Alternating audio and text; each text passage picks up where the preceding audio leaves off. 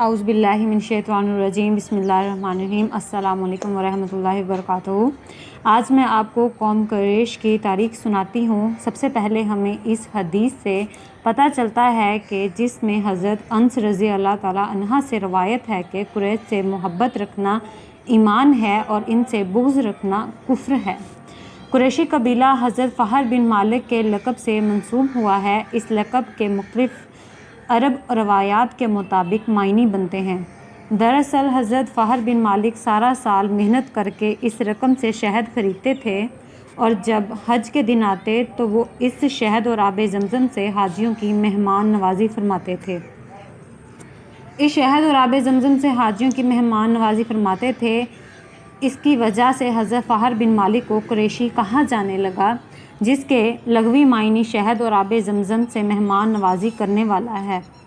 اس طرح ان کے بیٹے بھی ان کی مدد کرنے لگے اور ایک وقت ایسا بھی ہے کہ بہت بڑا گروپ ان سے جنگ کرنے آیا تو اس وقت اہل مکہ کا کوئی سردار نہ تھا۔ اس موقع پر طے پایا کہ اس جنگ کے موقع پر فہر بن مالک کو سردار بنا دیا جائے، کیونکہ انہوں نے سارا سال حاجیوں کی خدمت کی ہے۔ اس وجہ سے عرب کے دوسرے قبائل ان کی مدد کو ضرور آئیں گے۔ پہلے تو صرف فہر بن مالک کو قریشی کہا جاتا تھا، اب قریشی سردار بھی کہا جانے لگا اور ان کی قیادت میں جنگ لڑی گئی اور یہ بہت بہادری سے جنگ لڑے اور اس جنگ میں ان کے قافلے میں ان کے جنگی فوجیوں کی تعداد بھی دشمن فوجیوں سے زیادہ تھی، جس وجہ سے ان کو بڑی مچھلی سے تشبیہ لیا گیا جو کہ چھوٹی مچھلیوں کو اپنی خوراک بنا لیتی ہے، اور اس طرح اللہ نے ان کو عزت بخشی اور جنگ سے کامیاب واپس لوٹے اور پھر ان کو بہادر اور قریشی سردار بھی کہا جانے لگا۔ یوں قریشی کو عرب میں عزت دینے کے لیے مختلف معنی لیے گئے اور آج قریشی صحابہ اکرام رضوان اللہ اجمعین کی 71 شاخیں پاکستان میں موجود ہیں۔ یہ محمد بن قاسم سے پہلے ہی 23 ہجری کو حضرت عمر فاروق رضی اللہ تعالیٰ عنہ کے دور خلافت میں تبلیغ اور تجارت کی غرض سے برصغیر میں آنا شروع ہو گئے تھے۔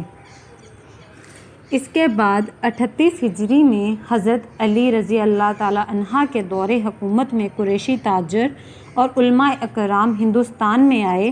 ان میں ہاشمی قریشی، صدیقی قریشی، قصاب قریشی، شیخ قریشی، یہ حضرت زبیر رضی اللہ تعالیٰ عنہ کی اولاد سے ہیں، عباسی قریشی، اسی طرح حضرت عکاشیہ رضی اللہ تعالیٰ عنہ کی اولاد، اور ان کے علاوہ اور بہت سے قریشی صحابہ کرام رضوان اللہ اجمعین کی اولادیں پورے پاکستان میں آزاد کشمیر سے لے کر چترال، ملتان، کوئٹہ، کراچی تک ہر شہر میں موجود ہیں اور آج یہ گورنمنٹ اداروں میں بھی ہیں اور امت محمدیہ کی خدمت بھی کر رہے ہیں اور کاروباری طور پر یہ بہت مضبوط بھی ہیں، اور انشاءاللہ آئندہ میں آپ کو قریشیوں کی تمام شاخیں قسطوار بتاؤں گی۔